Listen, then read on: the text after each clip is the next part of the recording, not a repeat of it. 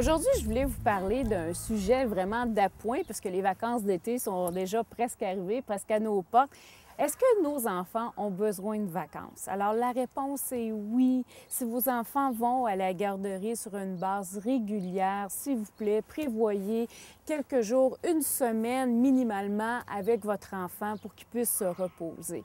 Souvent, pour les parents, la garderie, c'est pas un milieu de travail, mais c'est là qu'on fait fausse route parce que pour notre enfant, aller à la garderie à tous les jours, être en sociabilisation constamment avec plusieurs personnes, respecter toutes ces règles, c'est un travail en soi.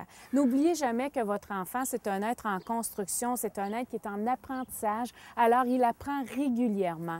C'est normal que des fois, il vous réclame de rester à la maison. Malheureusement, on ne peut pas toujours, on se doit d'aller travailler, mais pendant vos vacances estivales, gardez votre enfant avec vous, profitez-en pour faire des activités, profitez-en juste pour qu'il puisse passer toute la journée en pyjama s'il a le goût, à écouter des petites vidéos, à pouvoir faire des blocs Lego avec vous, faire des petites choses que vous n'aurez pas le temps habituellement de pouvoir lui faire faire. C'est très important pour l'enfant de briser un petit peu ce rythme-là. Je sais qu'il y a des parents qui s'inquiètent, ils m'en parlent souvent, vous m'en parlez dans mon bureau, vous m'envoyez des courriels aussi à ce sujet dans le Journal de Montréal.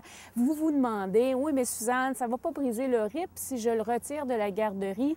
Non, parce que c'est un autre rythme l'été. L'été, c'est pas les mêmes éducatrices, c'est pas les mêmes groupes, c'est pas la même routine que l'automne ou l'hiver. Alors, ne vous gênez pas, ça ne va pas pénaliser du tout votre enfant de le garder avec vous pendant les vacances estivales.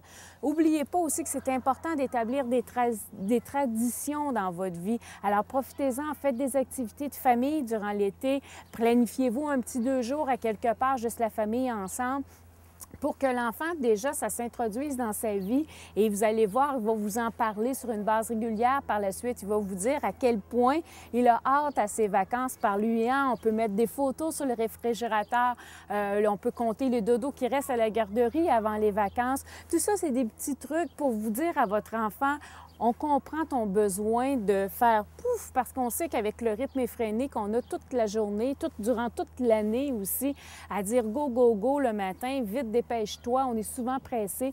De faire un petit arrêt de 1 semaine, 2 semaines dans l'été, c'est pas énorme.